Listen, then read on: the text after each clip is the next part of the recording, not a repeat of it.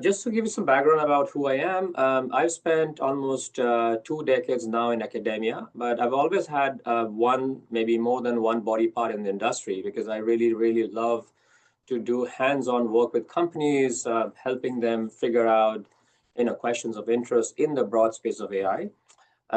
In my academic role, I've basically spent most of my time at NYU Stern, although I did spend some time at the Wharton School.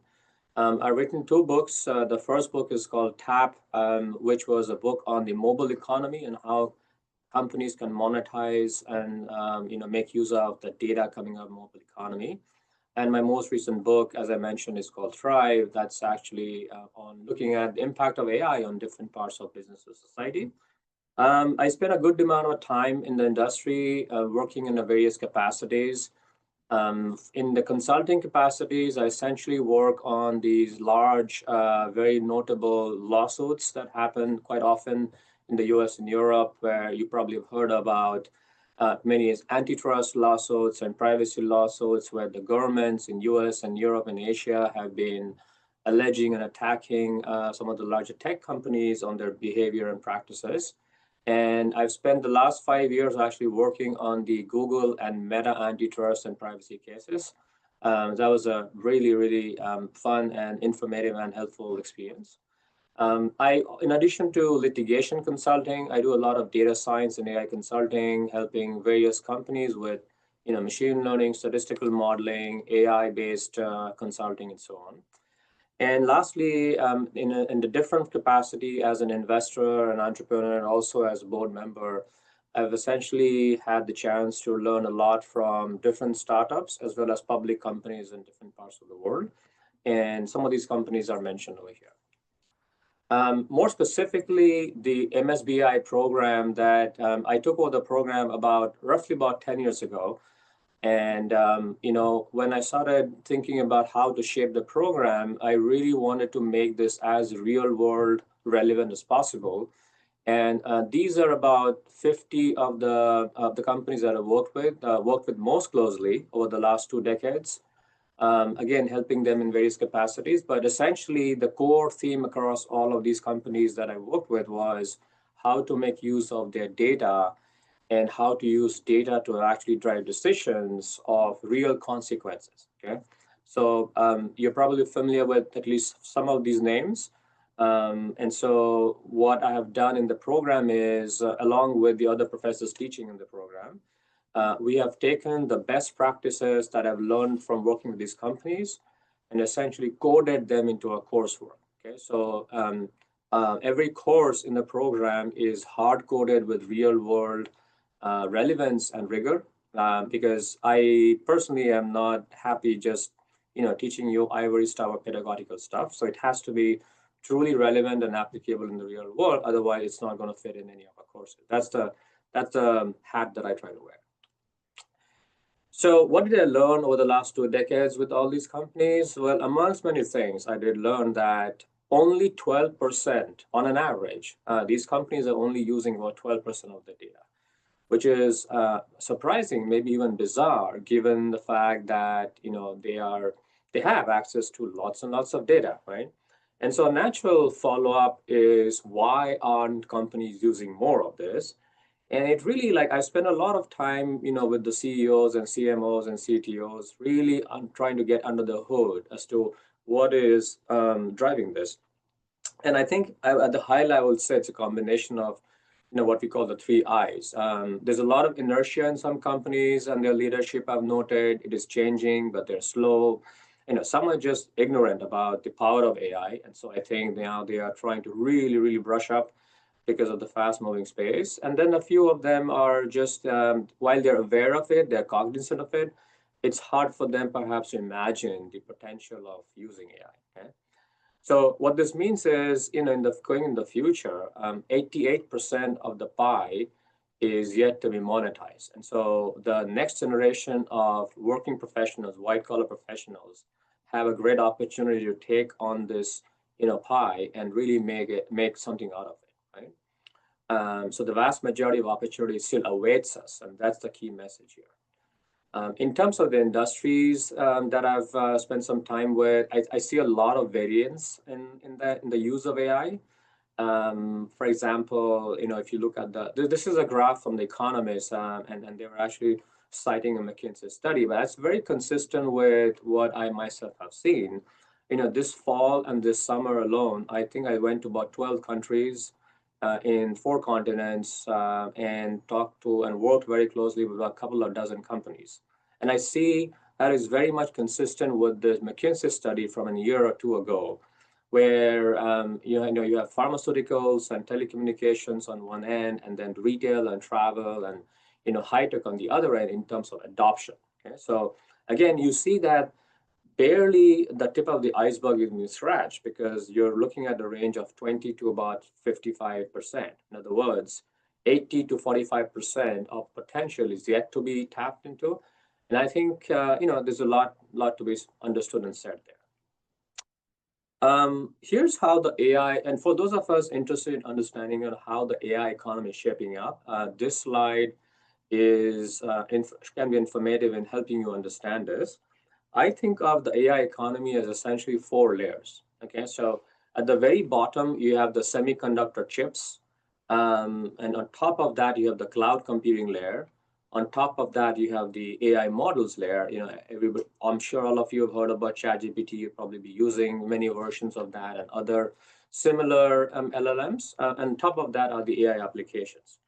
Now, if you are a consumer-facing user, a consumer, then you're probably looking at the first 2 layers. You are either operating at the application layer in terms of any of the apps on your phone that are using the LLMs that come below it, right? But if you're in the enterprise layer, then you're definitely exposed to all 4. And so in terms of skill sets and opportunities for your future or current careers, this is how you want to think about this, right? Which is, which layer do you see yourself being most excited about? Which layer do you see your skills matching with the opportunities? I mean, each of these layers consists of dozens and dozens of companies. And just to give you some examples, not surprisingly, some of the larger tech companies are present in all of these layers. Google and Meta and Microsoft and Amazon and Apple. But then also, I'm sure you've heard about companies like NVIDIA and AMD. I think there's 8 billion people on the planet, and most of them heard of NVIDIA at this point. So there are these newish companies, but there's also some of the old guard, and there's a lot of new entry in this place. Okay? So I think that's one way to think about it, which is if you are thinking about a career in business analytics and AI, you'll probably get a chance to work in any one or more of these layers, right? And so the question is, you need to investigate which of these opportunities really excite you the most, and and sort of take it from there. Okay. So let me talk a little bit about how the program is structured. At a high level, as I mentioned, I and Ravi, when we wrote this book, we were really keen on, again, deploying. Ravi also has a lot of real-world expertise and experience like I do. So we are really keen on bringing all of that outside knowledge into the classroom. Okay. So that's why we wrote this book. And as I mentioned, the very first chapter of the book is this House of AI framework, which is the same framework on which our master's program is actually based out of. Okay. So here's how we structure the program. And I'll tell you more about the courses in a few minutes. But we start with something called data engineering, which is this idea that almost every data set I've worked with in every company is raw and messy and noisy and needs to be clean and curated before you can do anything with it. Okay? So, and this layer is one in which we teach our students the fundamental skill sets and toolkits in cleaning up the raw, noisy, messy data sets. Okay? This is followed by then exposure to the 4 AI pillars, the classical AI pillars. First is descriptive AI, where we teach you in understanding what patterns exist. Then we teach you predictive AI, which is trying to help understand what will happen next. Then we teach you causal AI, which is helping you understand what is causing a particular outcome. And then finally, we get you to prescriptive AI, which helps you understand how should you respond. Okay. So these 4 layers have to follow sort of the data engineering layer. Otherwise, we end up with the problem of garbage in, garbage out. And if you haven't cleaned your data, then everything that you feed in each of these layers is going to be problematic. Okay, that's why we have to first learn to clean your data, and then you have to feed them into these models. And then comes the more modern AI technique. So after we have taught you, these classical artificial intelligence methodologies and skill sets, then we take you to the more modern AI techniques. And a lot of this exposure happens in our Abu Dhabi module, which Neha mentioned is one of our global modules.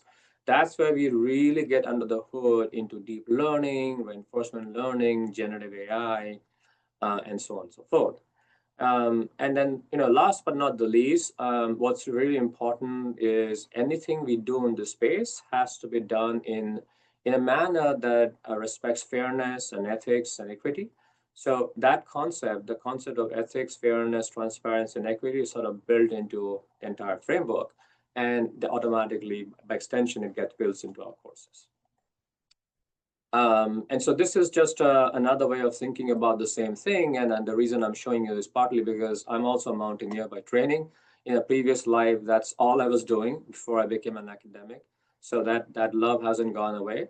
But I actually see a lot of similarity between mountaineering.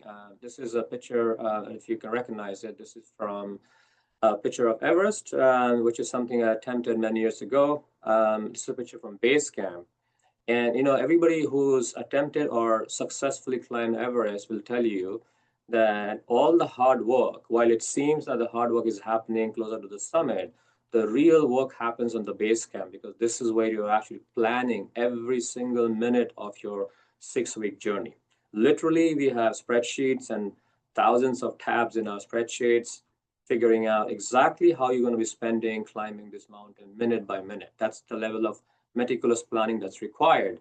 And to me, that is exactly what we do with AI and data engineering, right? Unless you plan every step of the way at this point, you're not going to be able to make much headway up there. Okay. Okay, so I've given you some exposure to AI and some Gen AI, and let's talk a little bit about where the world is headed to. And this is something that we'll also cover obviously in our program. So, and a lot of people will probably tell you, and I'm sure you've heard about this, that the future is all about generative AI. Okay?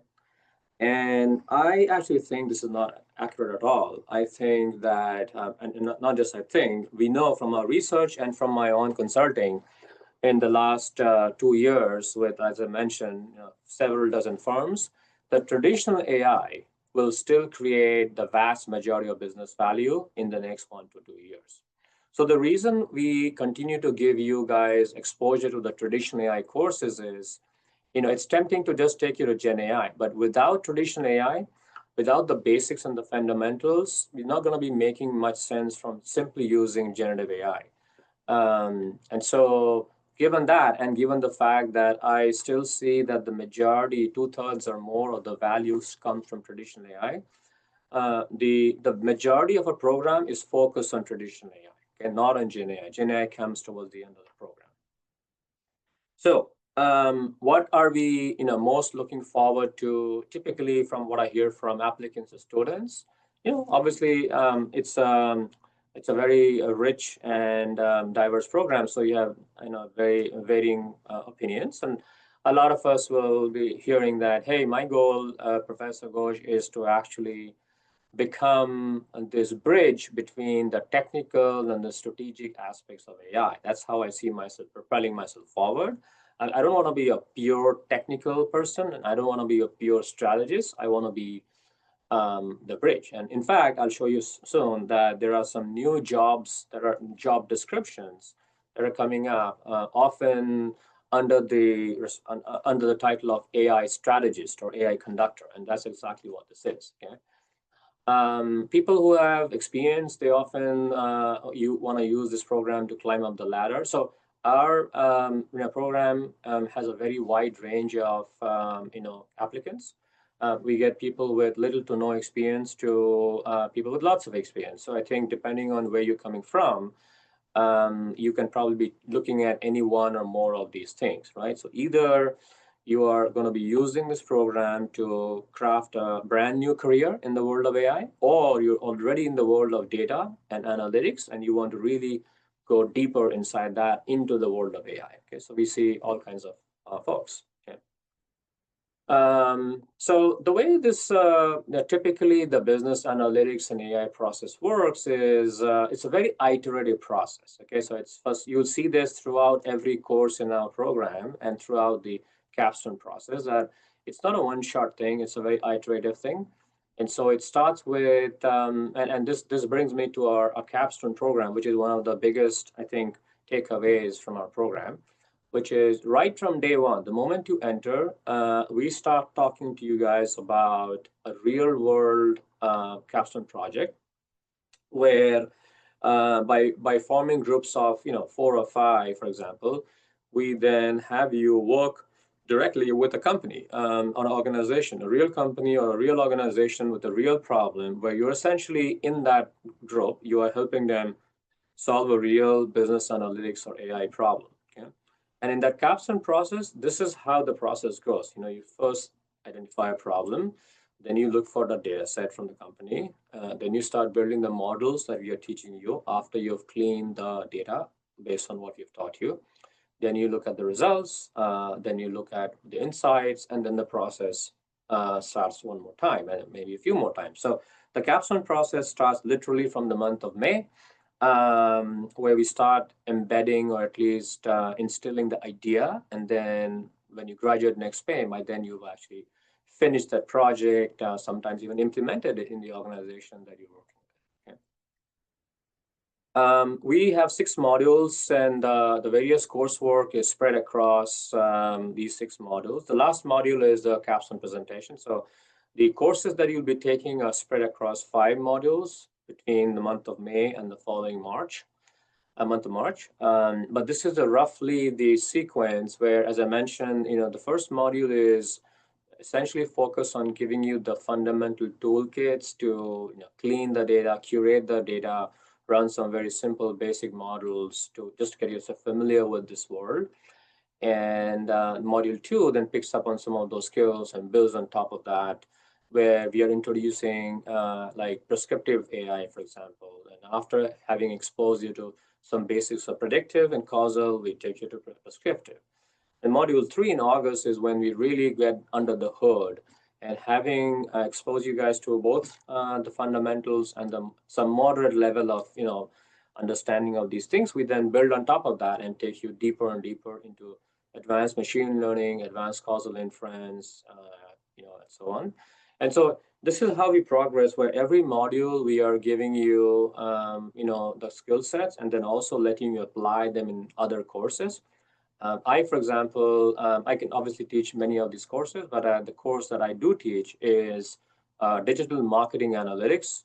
That course gives you the first exposure to causal inference and econometrics modeling, but I also really focus quite a bit on having you guys apply them to real problems, drawing from the experience I've had with those dozens of companies I mentioned before. Okay? So some courses are entirely skill-based, some are more application-oriented, and so we try to balance both, the theoretical skill set as well as the real-world knowledge in all of these courses.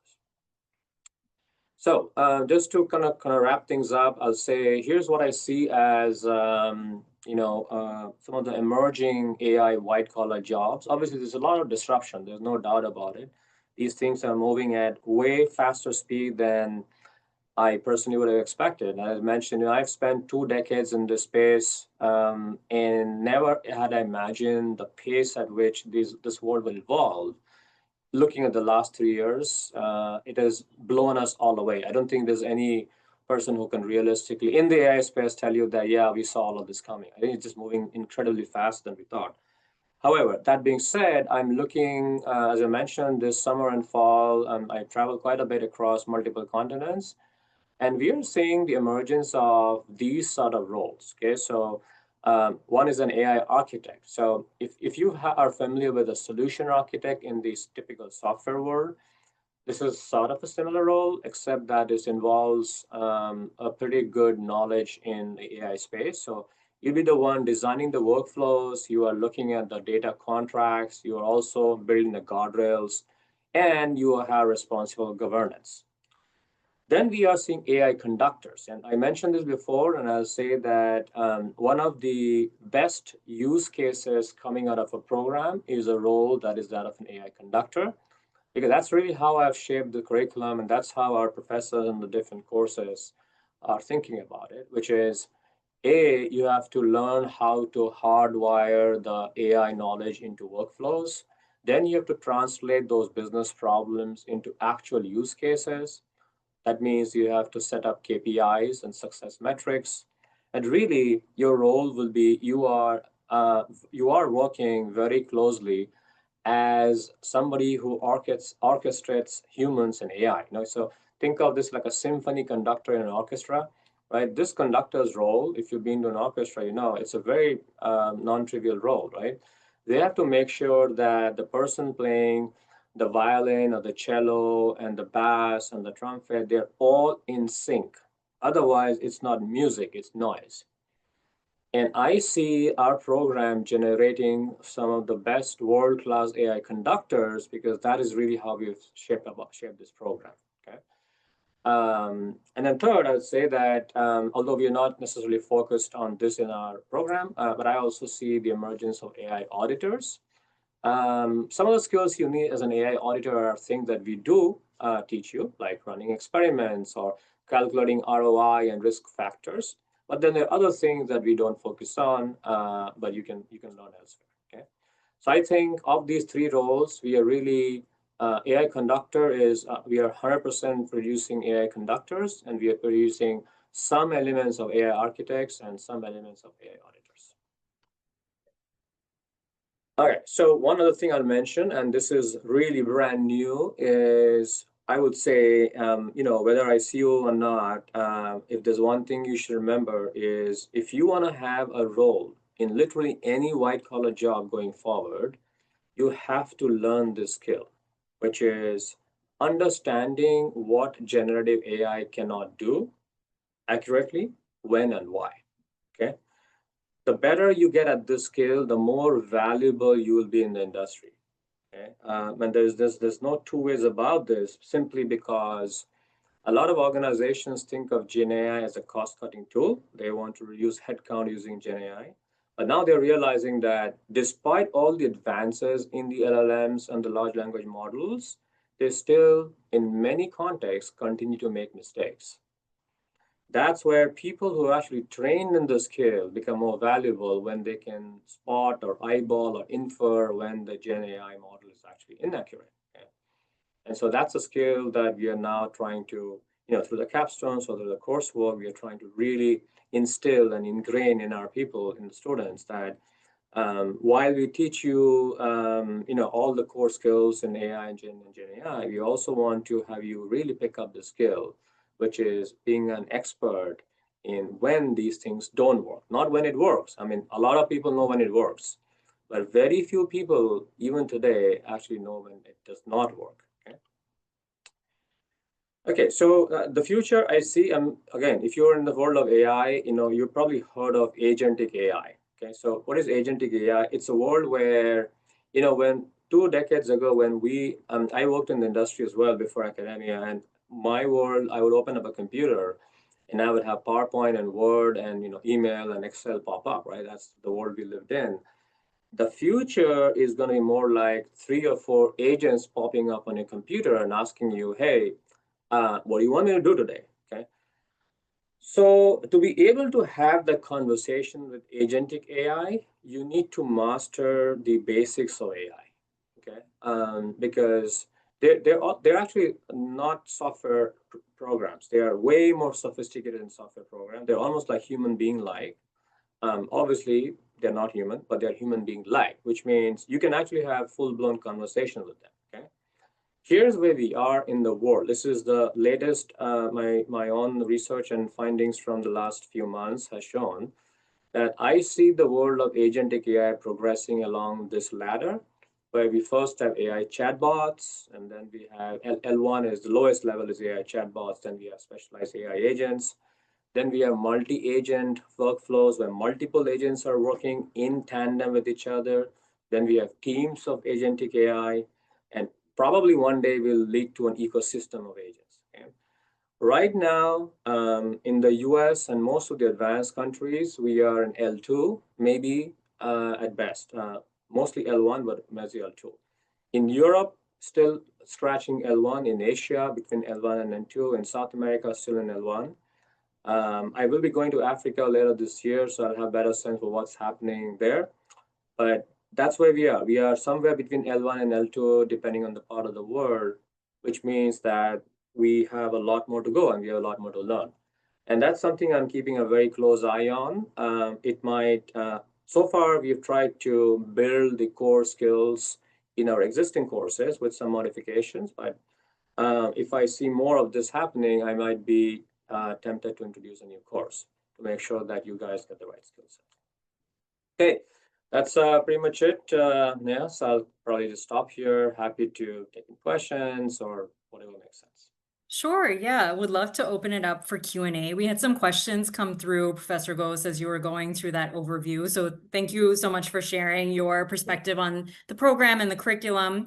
So one of the questions that came in is, what is a key differentiator of Stern's MS in Business Analytics and AI program versus other options that some of our applicants might be considering? And just before you answer that, I thought one of the really great things that you covered in your overview is just your own background and that you have that academic experience and thought leadership, but then you also have these real world connections through your investing, board work, consulting projects. So I was wondering if you could just talk about how that has also helped shape the program into what it is today. Yeah, absolutely. I have to say this in a way that doesn't come across like I'm very cocky, but really, I think there's very few people running similar programs who have the real world experience that I do. And again, it's not rocket science, right? Essentially, data science is not rocket science. It's just hard work. The professor has to be willing to really engage with the industry and spend tons and tons of time helping them solve these real problems. And there are a lot of people capable of doing that, right? Because it's not rocket science, but very few professors do it. And I love it. I just love spending time, with companies and learning, helping them learn. And it's a very symbiotic process. So I think one of the biggest differentiators is I try to bring any new thing that I believe is fundamentally changing the course of business or society back in the classroom, either in my course or with my fellow professor colleagues. Whereas very few other professors in other programs will do that. That being said, the other differentiators are, so we have the global module. I think that really makes sense. We are a part-time program, which means that you don't have to give up your full-time job. You can, as you mentioned, 25, 30 hours of work per week will get you to be able to maintain balance between work and education. We also are very, that House of AI framework, we are very systematic. And again, not to like necessarily beat down other programs, but there are other programs that have good elements, but I don't see them often doing these things systematically. And again, maybe it's part of the fact that their directors are not necessarily having the real world experience to do so. But I think those are some of the key differentiators. And lastly, I would say we were the first to actually introduce the causal AI pillar. And obviously now other programs are doing the same. But I think that's an example of where back in 2017, right, this is almost 8 years ago, nobody was talking about causal inference. And when I took over, I said, okay, we got to like revamp the whole curriculum and introduce several new courses in causal inference. And look, today, it is by far the most important skill in the world of AI is causal inference. Okay. So again, I'm hopeful that by continuing to work very closely with companies, I continue to bring that state-of-the-art knowledge about what is relevant and what is needed for our graduates. Great. So related to this question, there was a question that came in from someone who's considering the program. They're pretty early in their careers and their first full-time job. And his question was, he's considering this program as well as full-time master's program options.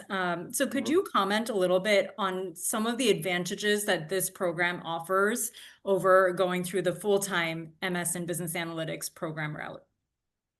Yeah, so I think the biggest advantage I would imagine is, if you are if you already have a job, like you're basically working, um, I think there's a real opportunity cost of quitting or leaving that job to join a full-time program. Now, maybe eventually you can make up for the ROI, but at the moment when you quit your job and you join a full-time program, there's a real opportunity cost. So you have to balance the ROI from quitting and getting into a full-time program with the ROI of maintaining your job while also studying. Okay, so that often is a very personal decision, but you can also to some extent quantify it. So I think that's one way of looking at it. Great. And one of the things that we hear from students in the program as well is just how much benefit there is to be able to apply what you've learned in a module the next week when you're back in the office, to really apply things in real time, Right. see how they're working, see how things work and maybe don't work, and come back and have those discussions. So that's something that we hear from students in the program as well. Yeah, no, I think that is part of our goal, and every time I hear that, it's a huge gratification for us because that is really how I like to think of this program, that giving you immediate real world skills that, our weeks are Monday to Saturday typically, right? Literally, you finish Saturday and next Monday you go are back in office and you can actually start applying them. That's really how we think about majority of our courses, right? So I think that I hear this all the time. I also hear this from students, not just in their current job, but when they want to pivot into a newer or newish career, a new industry or new vertical, that it was, that course or that skill set, prediction, causal inference, data engineering, that really helped them make that pivot. So yeah, I think, as we continue to run and build this program, I think those skills become are something we will keep in mind. Great. So another question that came in is about kind of the ideal profile for a student coming into this program. What are your thoughts on background, skill set for individuals as they enter the MS in Business Analytics and AI program? Right. So that's a really good question. I want to clarify by saying that we don't need necessarily somebody with prior quantitative or programming backgrounds. Obviously, if you have some of that exposure, it's helpful.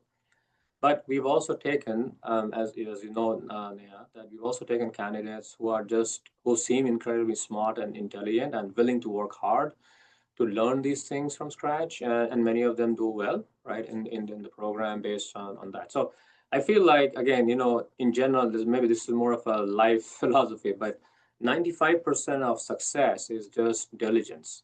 That's generally how I believe about things.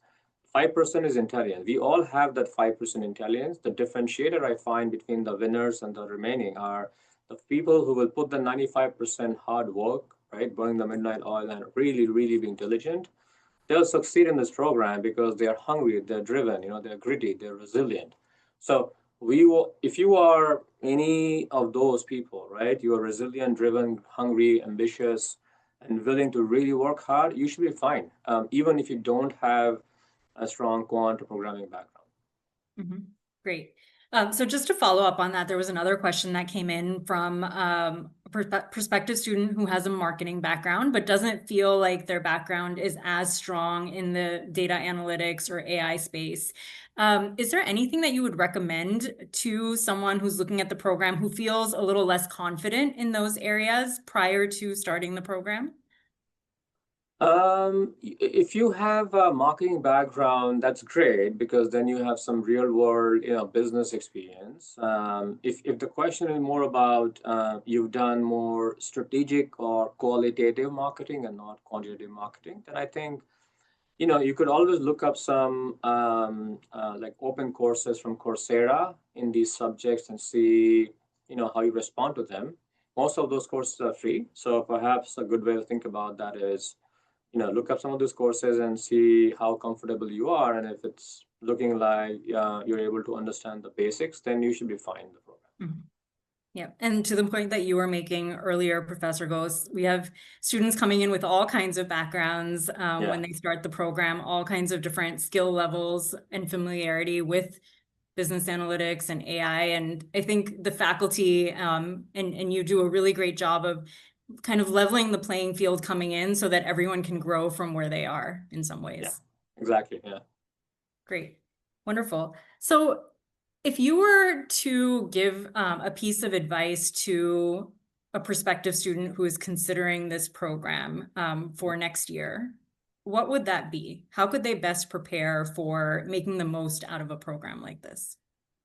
Okay, so if you already, I'm assuming this is relevant for people who've made up their minds that they really want to join the program and they are, kind of, they have committed to investing the time in the program. I would say if you have some time between now and next May, which is roughly 6 months, just look up some coursework in basic statistics, basic programming. So look up R or Python, look up some basic statistics, look up some basic prediction and data mining. There are lots of really good books out there. So I think just getting yourself familiar with the main concepts should be good enough. And if you're able to invest a little more time, 5 or 10 hours a week or every other week, then even better. Then I think you will hit the ground running. Great. Sorry, just looking at the questions that are coming through. There's some questions that we've already answered, but I'll just ask them again for some more clarification around that. But this question coming in was, do you have to have any background in analytics to be admissible for this program? And what are your thoughts on that? Yeah, no, you don't need any background in analytics. I think you should just be ready to work really hard. Then you should be able to manage the coursework and the background. Mm-hmm. Great. And then this is more of a personal question for you, Professor Ghose. As the academic director and also a faculty member in this program, what do you enjoy the most about teaching in the MS in Business Analytics and AI program? That's a great question. I'm glad somebody asked. So I have many roles and hats, as I talked about, but this is one of the most gratifying hats. I could have happily retired. I did, in fact. But the reason I came back to work is I wanted a purpose, and this program gives me a purpose, right? I really enjoy making whatever small, tiny difference it can make in the lives of these young people. So I'm really, really passionate about this job because it's just very fulfilling and gratifying. And we can talk more once you're here. Great, thank you. I think we've gotten through all the questions that came in. There were some more specific questions that came in from prospective students. If you do have some more specific questions about your candidacy or about the admissions process, feel free to reach out to our admissions team directly, and we're happy to set up a one-on-one call or answer your questions via email. And that way we can speak more directly about your background and the fit with the program. So thank you again, Professor Ghose, for joining us. We really appreciate your candid insights on the program, what students can get out of it, and where their careers could go post the program. So thank you so much for joining us. And thank you to all the attendees who joined us as well. I hope this gave you a good overview of the program and the academic curriculum. And again, feel free to reach back out to us if you do have any follow-up questions, and we're happy to assist you in learning more about the program and the admissions process. Thank you, Neha. Great to do this with you. Thank you. Great. Thank you. Appreciate it. Take care.